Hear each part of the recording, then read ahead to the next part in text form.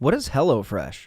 With HelloFresh, you get farm fresh, pre-portioned ingredients and seasonal recipes delivered right to your doorstep. Skip the trips to the grocery store and count on HelloFresh to make home cooking easy, fun, and affordable. That's why it's America's #1 meal kit. Fall is right around the corner, and HelloFresh is there to help you plan for the busy season ahead with tasty dishes delivered right to your door. You just simply choose recipes and pick your delivery date, then lay back and enjoy the last days of summer, knowing that dinner is covered. Parents have enough back-to-school shopping and planning to do. Let HelloFresh get the groceries and save you some cash with pre-portioned meals, again, delivered right to your door. So when life gets busy, don't call for delivery, go with HelloFresh. I've been using HelloFresh for a while now, and I cannot tell you how much simpler making dinner has become. It really does give me one less thing to worry about. So go to HelloFresh.com/50whokilled and use code 50whokilled for 50% off plus free shipping. Again, go to HelloFresh.com/50whokilled and use code 50whokilled for 50% off plus free shipping.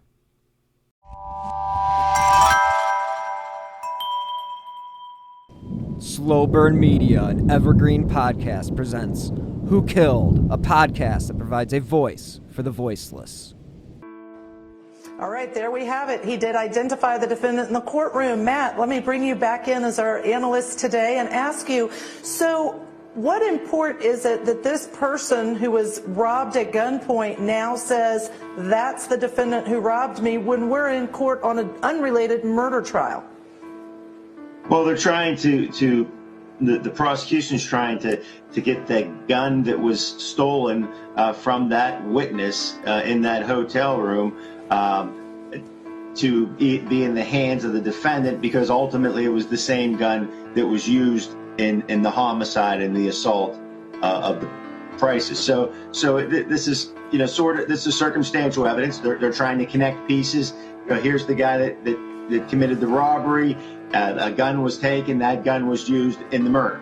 I want to bring on my guest, Matt Mangino, criminal defense attorney and former prosecutor. Matt, how are you today, sir?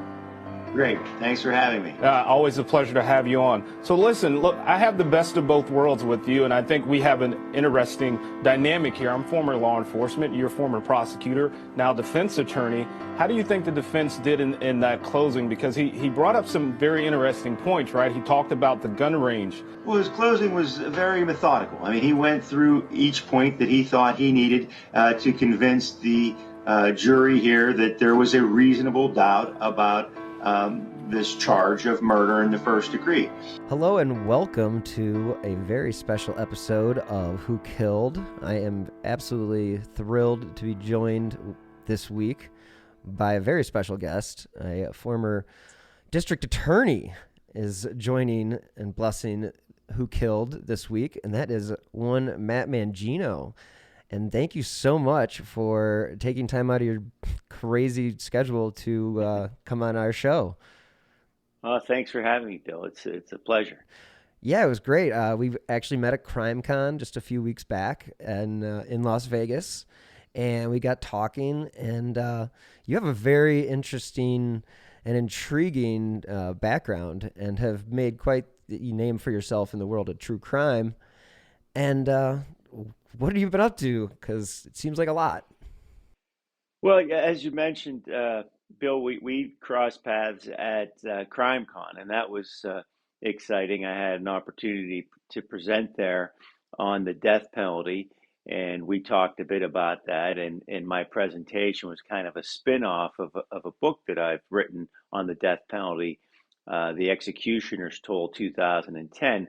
But I've also, had an opportunity to do some additional writing recently for the Crime Report and the Legal Intelligencer in Philadelphia, as well as the Pennsylvania Capital Star. So, I've had an opportunity over the years to write a syndicated column that was distributed by Gatehouse. So I've really focused a lot of my work on writing, and I've also had an opportunity, through Law and Crime Network and Court TV and other media outlets to talk about some of the leading cases of the day. So besides doing all that, I still practice criminal defense, and so it's really it's a fun and exciting time for me.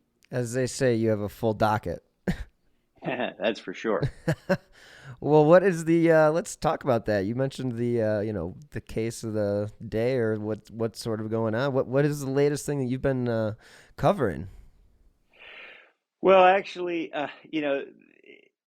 the Depp Heard defamation trial, although it's not a criminal matter, it's not a true crime matter. It has these layers of different intriguing aspects.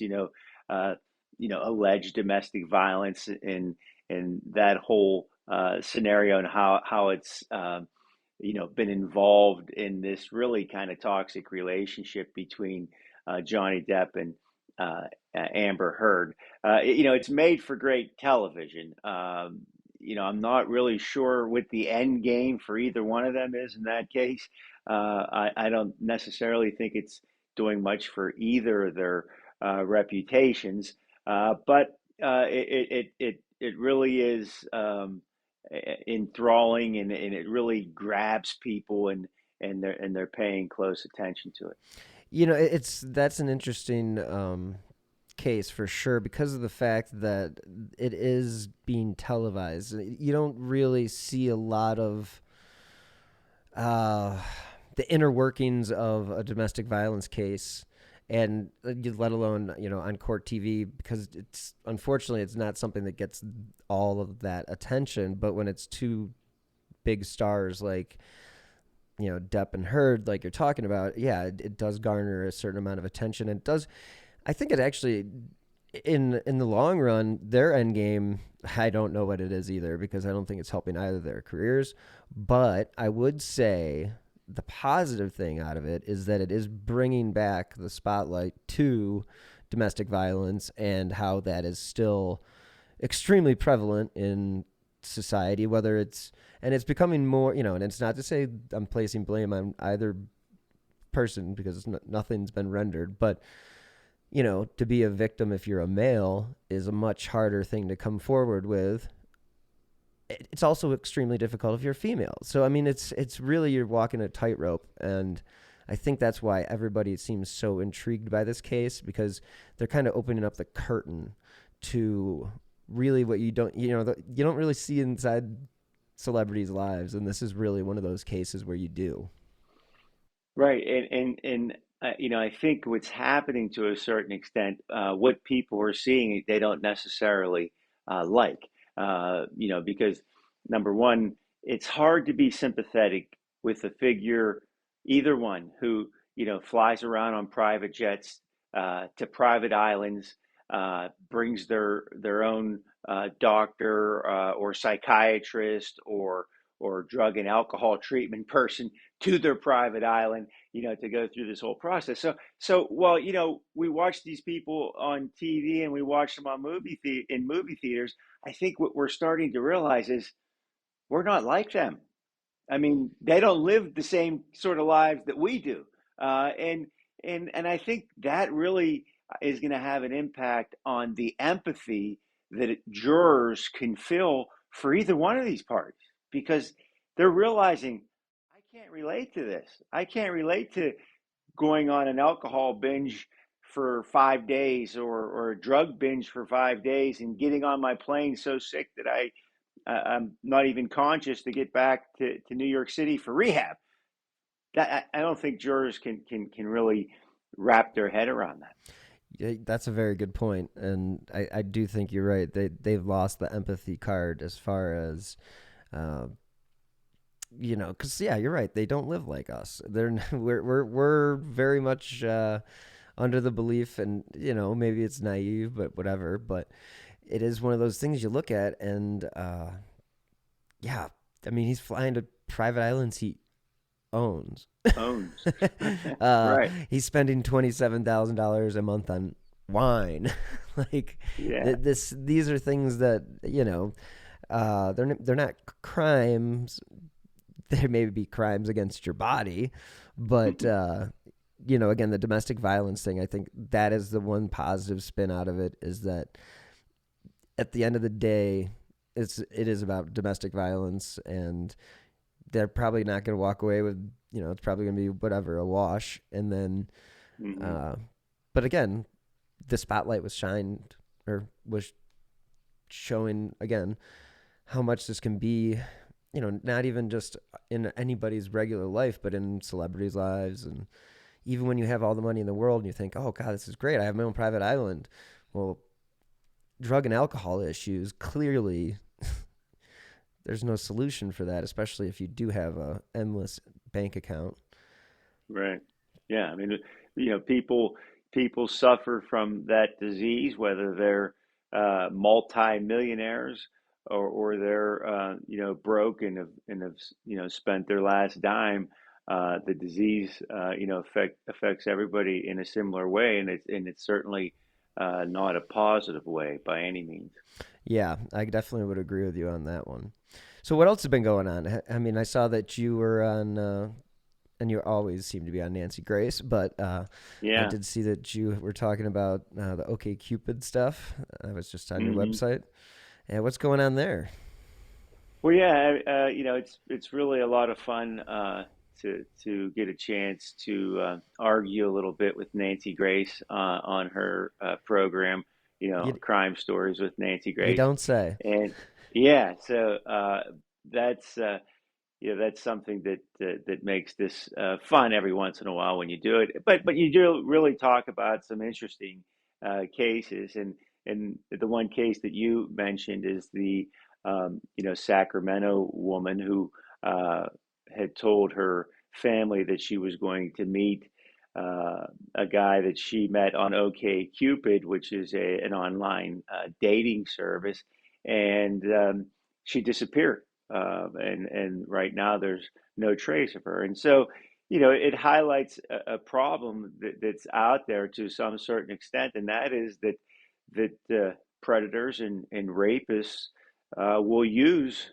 these types of online services to meet people, to meet victims. And I think, while these online dating services really, can fulfill somebody's dreams, and there are countless stories that people have met and married and they're living happily ever after. But I think you have to be, as someone who uses these services, conscious of the fact that not everybody out there is looking for a long-term relationship, and some people are predators. And so you should always be sure to let people know where you're going, meet in public places, do those sort of things that protect yourself. And certainly, hopefully if your goal is to have a long-term relationship, you find one, but you protect yourself in the process. And I think that's some of the things that Nancy Grace likes to get across to her listeners and to her viewers, is that you need to protect yourself. 100%, and 100%. And I think you notice that when you are at an event like CrimeCon, where it's an 85% women that are in attendance, and a lot of that, and this is my belief in the years of working in true crime and in journalism, is that there's a desire to know what to look out for. And I think people like Nancy Grace, people like Jim Clemente, people like yourself, they bring out and they kind of highlight the things to keep aware of. And I think that's another reason why true crime podcasts are super popular, is that it gives an advantage to the listener, even if it's a false advantage, maybe, what they know that may not help them in that particular situation, but maybe it helps them and they don't even realize it because they didn't go and talk to that one person, or they just got a little sketchy feeling and they decided, yeah, probably not a good idea to go out with that guy.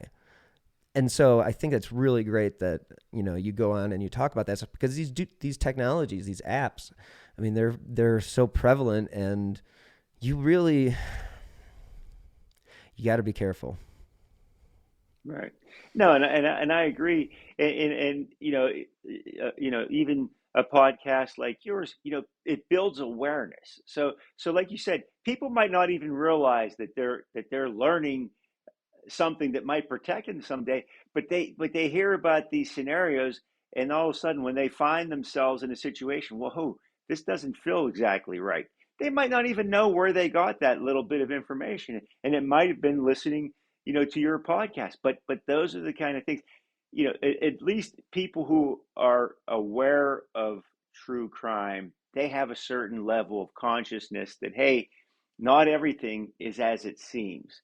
And that skepticism, I think, is helpful, and it protects people as well.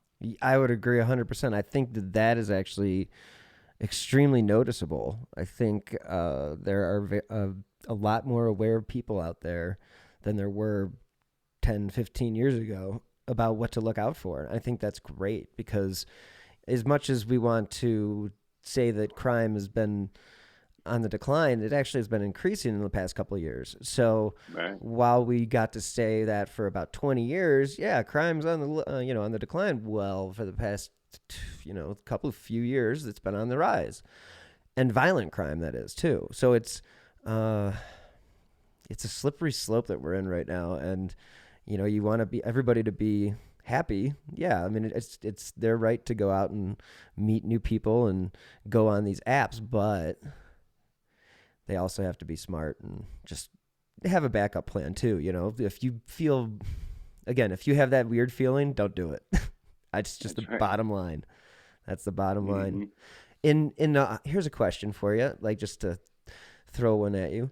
What was the most, was there a case that you had that you thought you had the suspect, but you were never able to bring charges? Because that's always one of those things that intrigues a lot of listeners. Like, do you know who it is? And you don't have to get like into detail, but Well, yeah, I mean, there's always, scenarios like that. I mean, one case that when I first was elected district attorney in Lawrence County, um, there had been really a horrible murder of three children and an adult. They were slashed with a knife. Their throats were slashed. The crime scene was just a huge puddle of blood, and there was no charges filed for a period of time before I was district attorney, and then the attorney general had been assigned the case before, or right as I came into office, and ultimately a guy was arrested, convicted of those cases, sentenced to death. His case went up to the Supreme Court of Pennsylvania, and he was granted a new trial. And at that second trial, he was found not guilty. So this crime now remains unsolved. And the question is, do you believe that the guy who was arrested and convicted and sentenced to death, who got a second trial and then was found not guilty, is that still the guy who committed the crime? Because finding somebody not guilty doesn't mean that you're saying they're innocent. You're meaning it means that the state has not met its burden of proof. They haven't been able to prove beyond a reasonable doubt that this person was guilty at the second trial. Or on the other hand, is that murderer still out there? This person that committed this very gruesome murder of children and an adult. So that's that kind of case, still, and I haven't been in a district attorney's office for close to 14 years now, but I still think about that case, and I still think about those victims, and I still think about, was it the right guy the first time, or is this killer still running the streets? that's very intriguing. I mean, that case, except for the adult, it reminds me of what was just solved last week, or I believe it was last week, was the Girl Scout murders of 77. I'm sure you saw that. And that guy, Right. there's another, but that's the reason why I bring it up is not just because of the fact that it was three kids, but the guy went on trial and he was found not guilty.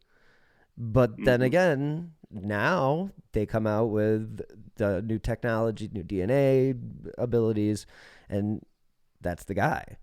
And it's just Right. like, luckily he was already in prison for other crimes and he died in prison shortly thereafter.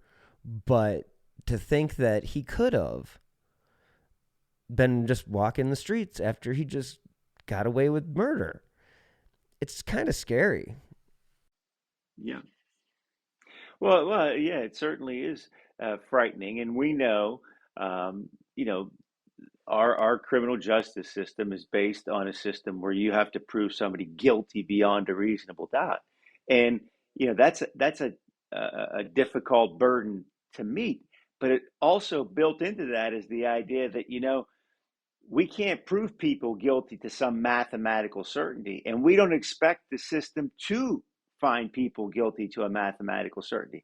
So built into our system is the idea that an innocent person could be convicted and that guilty people can go free.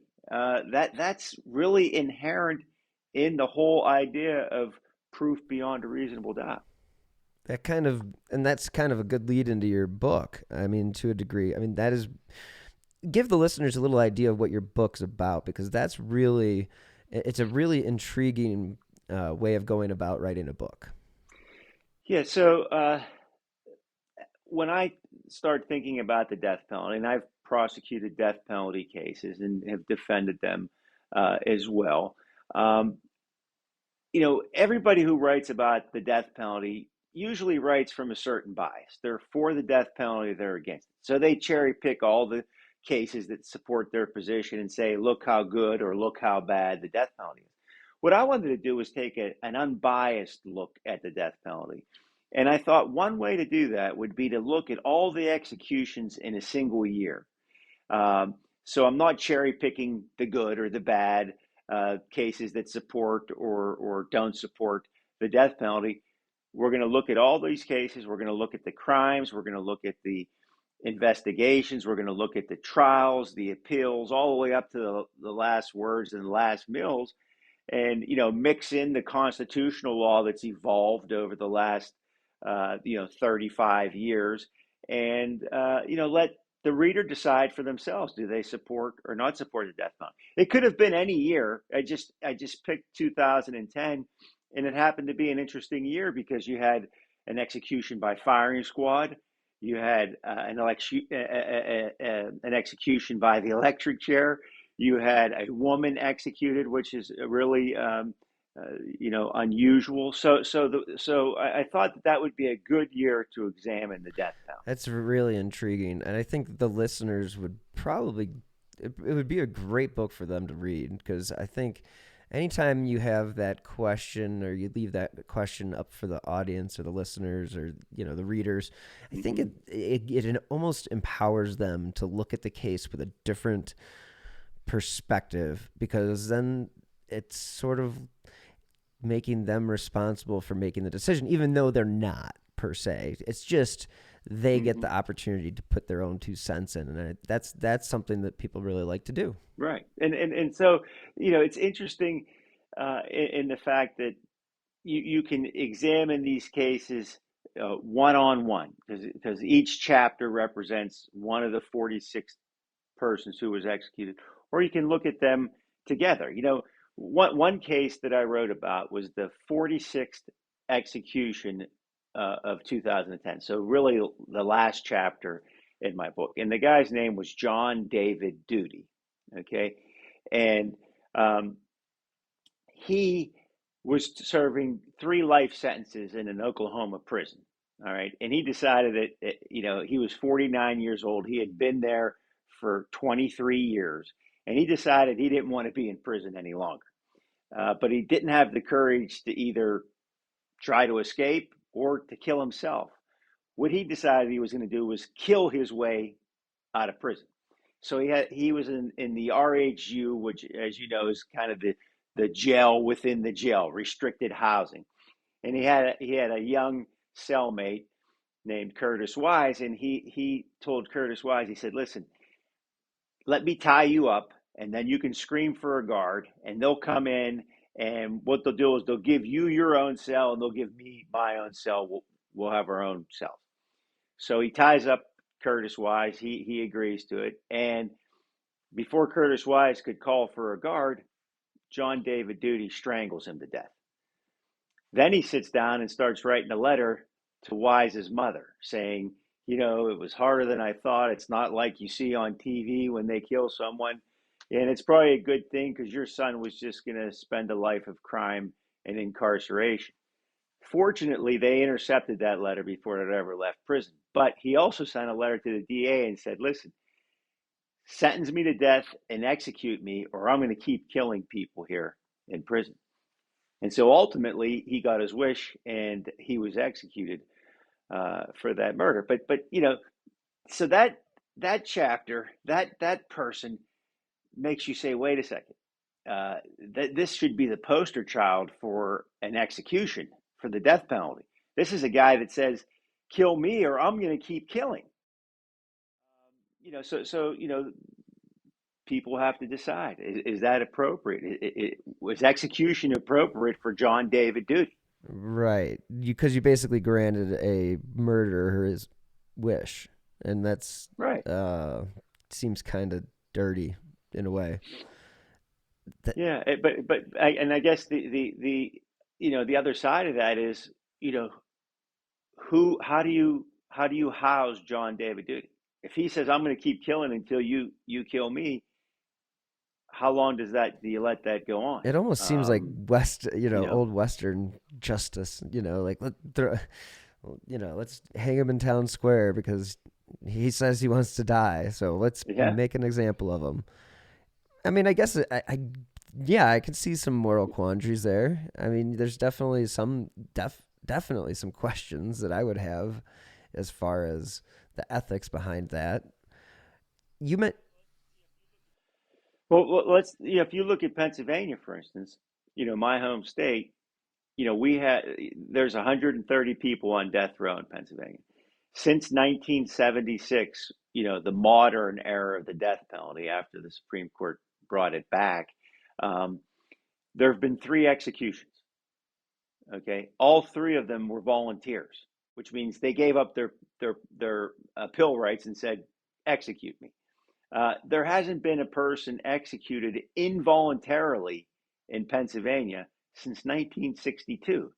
Yet they've had the death penalty on the books here since the beginning of the state, since the state was organized. So, it makes you wonder, is that an effective punishment if you're only executing people who say, execute me? It certainly does give you that. It gives the criminal sort of an idea of what they have in store for them. Like, oh yeah, it's just kind of like California. You can go on death row, but you're not going to get executed. Right. They have 700 people on death row, and they've carried out 13 executions, I think. It's. I mean, and they have some of the worst, and they don't. I don't know. I mean, it does make you wonder. I mean. But how about the woman that was executed that year? What was her crime? Mm-hmm. Well, what she did was she became friendly with a couple of young guys who she ultimately began an intimate relationship with both of them. They were maybe late teens, and then she ultimately coaxed them into killing her husband. And, ultimately they did that. They killed her husband. They testified against her. She was in the state of Virginia. The issue was,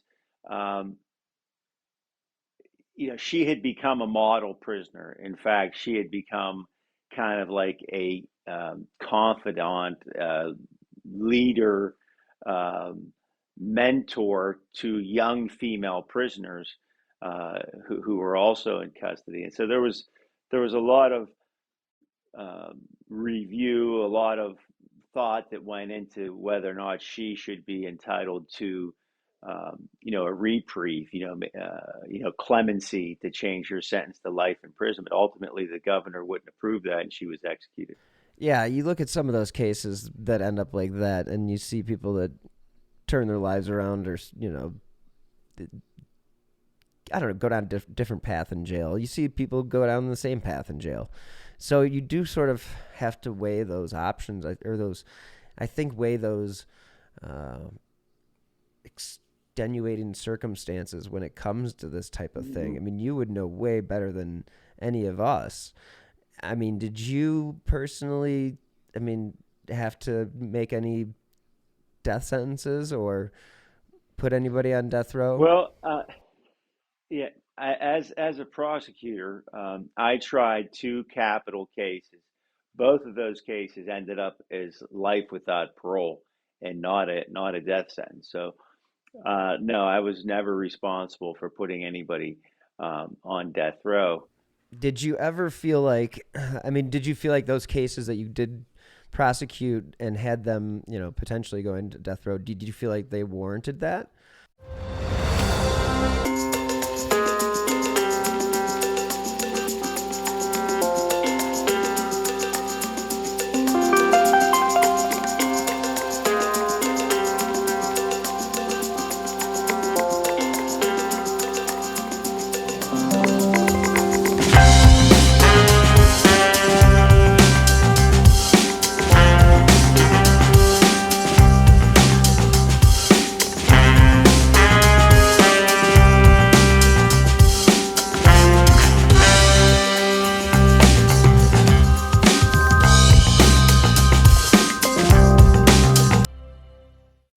This podcast is sponsored by BetterHelp Online Therapy.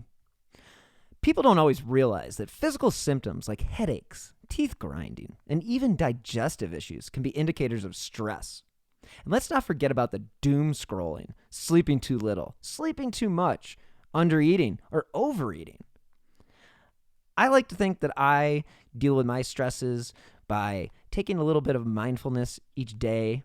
And I do try to make it a point to focus on myself, because stress shows up in all kinds of ways. And in a world that's telling you to do more, sleep less, and grind all the time, here's your reminder to take care of yourself, do less, and maybe try some therapy. I've personally been in therapy since I was a child, and I would suggest it for everyone. BetterHelp is customized online therapy that offers video, phone, and even live chat sessions with your therapist, so you don't have to see anyone on camera if you don't want to. It's so much more affordable than in-person therapy. Give it a try and see if online therapy can help lower your stress. This podcast is sponsored by BetterHelp, and Who Killed Amy Mihaljevic listeners get 10% off their first month at betterhelp.com/who. That's BetterHelp.com/who. Well, yeah, I did, and if I didn't think they warranted it, I certainly wouldn't have sought that. And the problem with the death penalty, and they tried to correct this problem to a certain extent in 1972 in a case, Furman versus Georgia, was that there really wasn't any guidelines for the death penalty. So there really wasn't anything that separated, one first degree murder case from another. So you were getting similar cases being treated differently in different states, but you're also getting similar cases being treated similar, not the same in neighboring counties. So it was really kind of a toss up, and it's always been exclusively a discretionary decision by the district attorneys.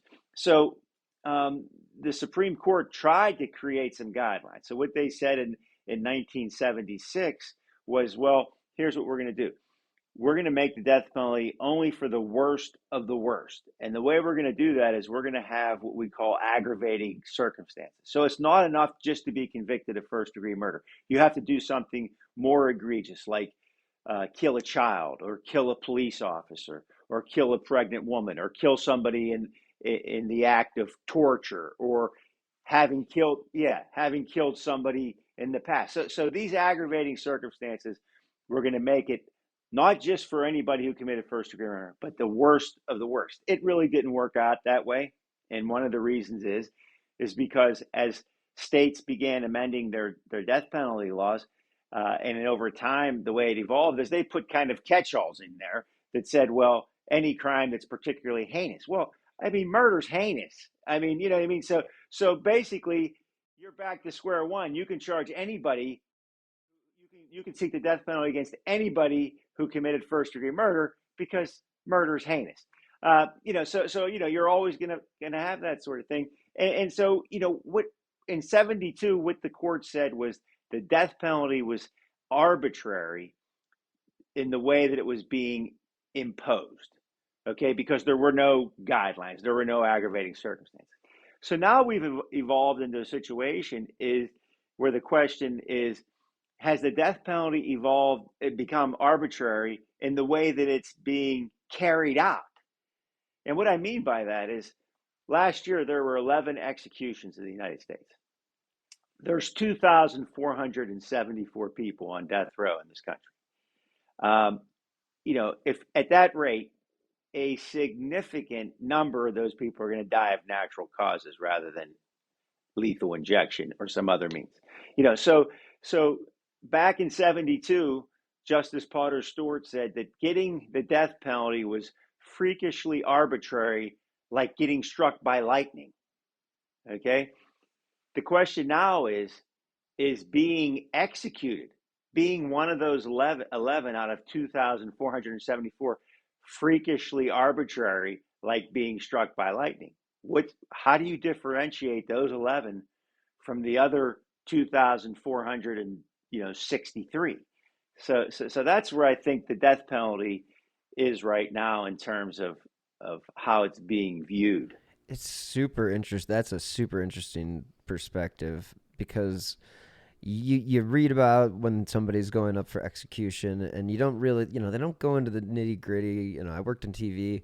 They don't talk about all these other cases that are still out there. And you're right. Like, how do they select, okay, it's this individual's time to meet their maker. And it's the fact that there isn't a actual method, Right. method to the madness, I guess. It's kind of crazy to think that somebody's life can literally be in the hands of just such a few amount of people. And it makes you wonder about the whole thing in general, like freakishly arbitrary. Is the whole thing, does it really do what it's supposed to do? I mean, if we're only putting 11 people to death, is that even a deterrent? Is that right? I mean, well, that's a good question, and that's a question that a lot of people ask. Is the idea that you could be executed for committing a murder give pause to someone who's got a gun and is about to kill somebody? I don't think that it is. I think the alternative would be if you were executing more people and in a quicker period of time, then it might be an issue that someone would contemplate. Hey, I could get executed for this. Just like people make that sort of cost benefit analysis in other crimes that they commit. People say, hey, I'll give you an example, and I think it's an interesting example. So I spent 6 years on the parole board after I left the DA's office in Pennsylvania. So the governor at the time, Governor Rendell, appointed me to the parole board, and I did 6 years there. And part of our responsibilities, there were 9 board members across the state, was you would interview people who were eligible for parole, people who committed, violent felonies. And I would interview people who on occasion, they would get arrested for an armed robbery, but the gun wasn't loaded. Okay. It doesn't matter, if the gun's loaded or not. If someone perceives that threat, they have the gun. And I would say, well, why did you go there with an unloaded gun? And the guy'd be like, I didn't want to kill anybody. I wanted to commit a robbery. And the guy on the other side of the counter didn't know if my gun was loaded or not, so he was going to give me what I wanted. But I didn't want to make things worse and shoot him. So when you think about that, it didn't deter them from committing that specific crime, but it deterred them from killing somebody, because they made a decision. I didn't want this to get to the point where I'm shooting it out with somebody, I'm murdering somebody, but I do want to scare them and I want their money. So people rationalize, even criminals, about what could happen to them, if they did such and such a thing. But the idea that 11 out of 2,700 or 474 people is going to get executed, I don't think gives anybody pause that I don't want to face the death penalty. Yeah, that's a very good point, though, that you brought up there about not loading the gun because they don't want to commit that crime. I also think that that's the type of person that individual is, because I think there are people who are criminals, but they don't want to have that over their head. Even if the death penalty is something that they get, they don't want to kill somebody. They don't want to. Robbing them is one thing, but to them, killing them is a whole nother ball of wax, which it is. And and it just goes to show you, yeah, criminals do think about that stuff before they go in, because if the gun's not loaded, then they have no option. Right. And it's kind of like, a criminal's morality. I mean, there is some morality in these people, even though they're criminals. There are certain things they're not going to do. They're not going to try to kill somebody. They're not going to rape somebody. They have kind of their own sort of set of deadly sins that I won't do, but everything else is on the table. So here's a question for you in regards to when you were the district attorney. Did you prosecute, did you prosecute any cases where you were kind of the center of attention as far as like the local media, like, oh, this is the hottest case in, the area, and, we got to talk to, Matthew Mangino and get his thoughts. Mm-hmm. I mean, clearly you were interviewed a lot, but was there any case that stood out to you? Yeah, there were a couple of cases, and where the county that I was the DA in was north of Pittsburgh, so we got all the media attention in Pittsburgh, and then it was just east of Youngstown, Ohio, and south of Cleveland. So there was a lot of media attention, especially, as you know, the news. They like these kind of cases because people like to hear about it. But there was one particular case in which it was a thrill killing. 3 young guys, late teens, early 20s, had made this plot they wanted to kill. They wanted to rape and kill a young girl. And they talked about it, sat around, smoked marijuana and talked about it, drank beer. And then finally, one day they snatched a 12-year-old girl off the street in Ohio, right across the line, brought her into Pennsylvania and murdered her. So this thrill killing was, as you can imagine, was a big case. Got a lot of media attention. One of the guys pled guilty, or I think actually 2 of them pled guilty to first-degree murder. One who thought he had a lesser role in it went to trial, and he was convicted and sentenced to life in prison without the possibility of parole. That's a disgusting case. And what was the name of that? Do you remember the name of the girl? Her first name was Shannon. I don't remember. Koss, I believe it was. Shannon Koss. K-O-S. K-O-S. That is... Yeah, so yeah, cases like that, I mean, when it affects a child, those definitely have to stick with you the longest. Oh yeah, those kind of cases certainly have an impact on you. We had a situation where there was a young couple, unmarried, who had twins, and one of the twins died. They were infants, and so we weren't sure what happened. So obviously there's an autopsy. We think that there might be, some foul play here, and at the autopsy, they shave the child's head, and when they shave the child's head, there you can see a handprint basically on the child's scalp. It was hit that hard in the head with an open hand that it killed the child. It killed the infant, and so yeah, so those kind of cases, and really, you think as a prosecutor you've seen a lot, but when I went on to the parole board in Pennsylvania and saw literally thousands of violent offenders, from Philadelphia and all the other larger cities in the state,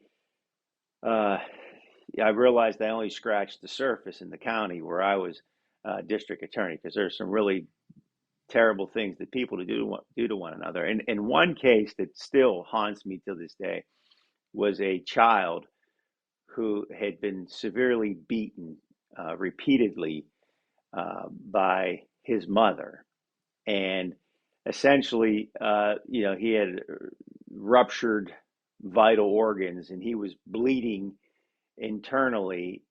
He was dying, and he was sitting on the steps, this of the second floor, and still calling for his mother because he was in such pain, and his mother was the person who inflicted all these injuries that killed him.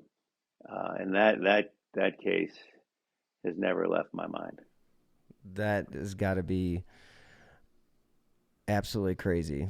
I can't even fathom what the research, all the investigating that you have to do when it comes to those kind of cases, how that doesn't just keep you up at night.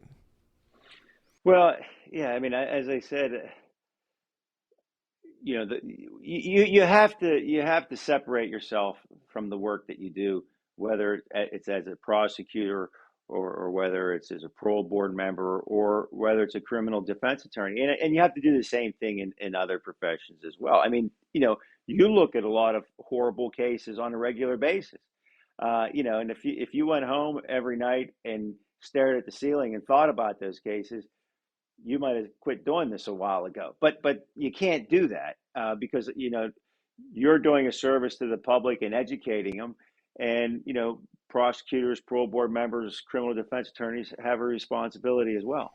Yeah, I mean, it does. Yeah, I mean, you have a responsibility to, your constituents and the people that, expect you to do your job. I mean, that is definitely the job of a district attorney, is to, bring the hard cases, to trial and to close them out and try to bring some closure to families.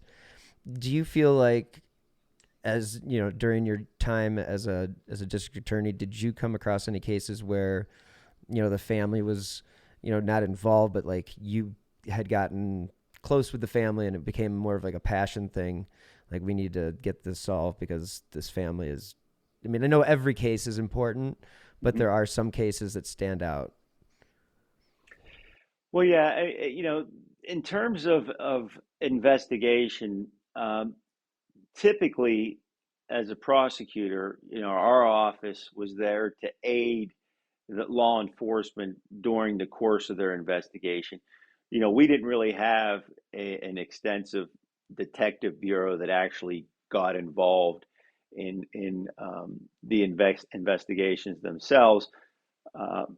Typically, in the county where I was district attorney, it was the state police who handled most of the major crimes. There were some exceptions. There's a city, Newcastle, in the county that I was the district attorney that had their own police force that did those things. But a lot of major crimes were handled by the state police.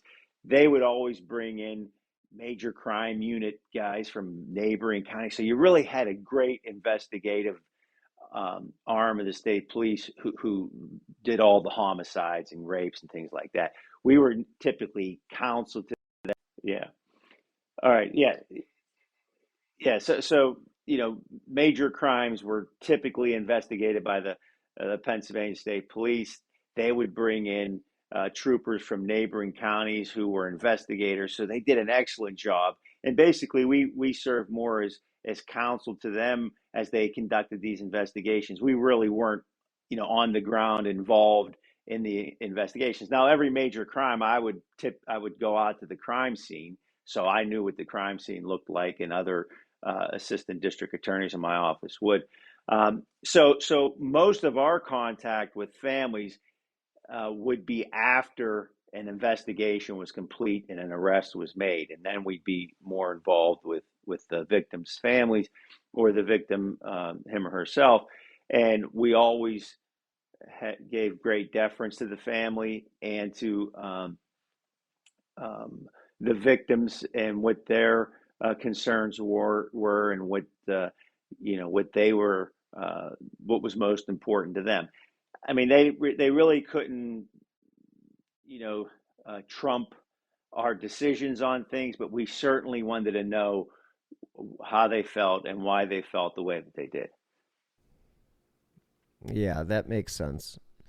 That definitely makes sense. And I would feel, I mean, I would imagine that you feel a sense of relief when you do bring a case and obviously you get a conviction, and there has to be some sort of, not like but I mean, how do I put this? It's because there's never going to be closure for a lot of those families that lost loved ones. But if you can provide justice, that has to be something that is satisfying. Well, right. I mean, that's what we thought our responsibility was to be just, and to present a case that we thought we could prove beyond a reasonable doubt. And certainly you're never going to bring a loved one back, like you mentioned, but at least families of victims and even victims themselves, when it wasn't a homicide, at least could feel that the system served their interests, that justice was done, and that somebody was held responsible for the terrible crime. Now, one of the things, just to kind of change things up here, we talked about when we were at CrimeCon together, is I talked about Youngstown. You mentioned you were close to Youngstown, and I had mentioned, back in the day that, there used to be a decent mafia connection down there, and I don't know if it still exists, whatever. And Yeah. I guess I asked you if you had any cases that involved any of the mafia around that area. Did that ever come across your plate? Well, not directly. I mean, what we were involved in at various times, were gambling investigations and gambling prosecutions, and you could make that connection to Youngstown or Pittsburgh or Cleveland, because there's sort of a gamblers illegal gambling hierarchy, that stretches from your neighborhood all the way back to some major city. Now, there's been a huge impact on that, because of gambling has been legalized. So in Pennsylvania, we have casinos all over the place. You can go to those casinos and you can bet on athletic competitions, and now you can go on FanDuel on your cell phone in Pennsylvania and bet bet on the Kentucky Derby. I mean, if you were smart in Pennsylvania and you're getting ready to watch the Derby, and you pull your phone out on FanDuel and put $100 on what was it, the 80-1 favorite, you'd have done all right. Yeah, and here's an interesting story though. So in Ohio, for instance, you can't bet online like that, right? So people from Ohio come right across the line to where we are, and they basically drive around in circles or sit in parking lots and bet on FanDuel. It's incredible. Are you So, serious? yeah. So so that was kind of the main thing that I was involved in. But Youngstown traditionally, they had mob influences that basically were driven out of Pittsburgh, not necessarily Cleveland, and but there was a series of indictments for corruption over a span. You may remember Jim Trafficant, who Absolutely. yeah. So The hair. he was the sheriff of Mahoney County, which is Youngstown, and he got indicted for corruption and represented himself and was found not guilty in federal court, and that's what launched his congressional career. So then he went, his congressional career, which was crazy, with his stay, beam me up, Scotty, and all those other kind of things that he used to say and do. He lived on a boat, on a river in Washington D.C., and he got indicted again, second time around, and this time he got convicted and went to prison. But because of these FBI and U.S. attorney investigations, they prosecuted county commissioners, the district attorney. In fact, when I first got elected district attorney, the district attorney in Ohio and Mahoney County, who ultimately got indicted and went to prison, he lost an election, surprisingly, by kind of an up-and-comer, a former police officer. Well, the mob went in and shot that new DA in his house before he was sworn into office. They tried to essentially assassinate him because he wasn't mob connected. He's still the DA over there. Paul Gaines is his name. But yeah, they went into his home and they shot him. So yeah, it's Youngstown has a long history, blowing cars up and all the kind of stuff you see in the movie. None of that actually came into your territory, which is good. That's good. I mean, don't get me wrong. Some of your cases are terrible. The thrill killing is one that will stand out to me. And were there any other cases that stood out to you as far as ones that you think that the listeners should know about? That maybe are actually unsolved even? Well, of course, there's always going to be unsolved homicides, bodies that are found and never recovered. I mean, never arrests made or prosecuted. So, and I'm just trying to think of a case that would stand out. I mean, another homicide case, which was unusual, was a 65-year-old guy who shot a young guy, about 24 years old, shot him a couple of times. They were in a party, they were in a house, they were all doing drugs and things like that. But this is an elderly guy who had no violence in his history, which is unusual. And he comes out, shoots him, and the young guy tries to crawl away, and he just walks over and basically executes him. And, most of the time, as you know, I mean, people age out of violent crime, so you might be, a real, badass when you're in your teens and 20s. But as you get older, even into your 30s, you're less likely to be committing violent crimes. And, certainly when someone rolls into the age of 65 and they have no real history of violence, to shoot somebody and then shoot them execution style is really unusual. And so that was a case that stood out as well. You never know what people are up to, and that is one of the things that had to been really interesting as a DA, because again, like we talked about, like you get to see kind of behind the scenes. Like we started with the Depp Heard trial and how that's behind the scenes and opening the curtain, and you get to see it on a daily basis, or when you were the district attorney, you got to see that on a daily basis. So that definitely gives you a much different perspective than, say, some true crime podcaster like myself. So it's great to have people like yourself on the show.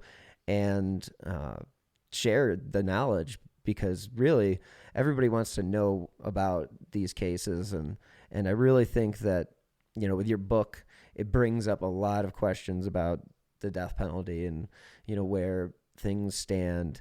And you have a whole presence in this business, in this industry. So I am just very grateful. Is there any last things that you would like to say about where you can find your book or anything along those lines? Yeah, well, I appreciate that. My book was published by McFarland and Company. So McFarland and Company, you can go onto their website, or you can find it on, Barnes and Noble and Amazon and all those booksellers as well online. So yeah, please do. I'd love to hear from readers, and I also want to compliment you on your podcast. It's great. I've had an opportunity to listen in, and I saw firsthand at CrimeCon how people were kind of flocking over you or on you like a rock star. So whatever you're doing, it's working. So it's all good. Well, I appreciate that. I wouldn't go that far, but hey, all the kind words always make a good day. So Matt, thank you so much for being a guest on Who Killed. And are you on social or anything like that? Can anybody follow you? Yeah. So you can follow me on Twitter at Matthew T. Mangino. And you can also go to my blog, which is mattmangino.com. And, I'd love to hear from your listeners. It would be tremendous. Yeah, and I see that you update that regularly, so that would be a great place for any listeners who have any questions for Matt Mangino to definitely reach out and check out his blog. It's really extensive, and there's a lot of cool things on there. So thanks so much again, Matt. And all right, you have a wonderful day. Bill. Thank you. Well, guys, I hope you enjoyed that conversation with former district attorney Matthew Mangino. Again, we met at CrimeCon 2022 in Las Vegas. And again, there will be another CrimeCon in the UK this June, as well as in September of 23 in Orlando. So definitely would love to see you guys there. Again, Who Killed has a booth with Killer Podcasts and some of our other shows. So it's really great, and it's a great way to get out there and meet some of the listeners. So if you guys get a chance, check it out. But thank you so much to Matthew and I should say Matt Mangino for joining me. He is a very busy guy. Again, check out all his stuff on mattmangino.com. He literally is on TV like once a week. So I would say it's definitely worth checking out. As you guys know, I do drop new episodes every Friday. And again, now that CrimeCon's over, the big move, all that good stuff, and back in the swing of things. So next week should be another interesting episode. Still working on the Patrick Kearney stuff. And again, if you do want to help support the podcast, you can donate via Venmo at my username at Bill-Huffman-3 or via PayPal on the Slow Burn Media website, I should say. And just click on the donate button on the right-hand side. And again, that goes right to the shows. So that would be great. And again, thanks so much to the listeners for tuning in this week. And as always, if you want to follow me on Twitter, you can. It's at BillHuffman3. The shows that I have coming down the pipeline, as well as updates about previous cases, I kind of post periodically. And I'm not as active as I once was, but it is still a good way to communicate with the listeners. So check it out. And again, that's at BillHuffman3. And again, thank you so much for listening this week. And as always, be healthy and stay safe.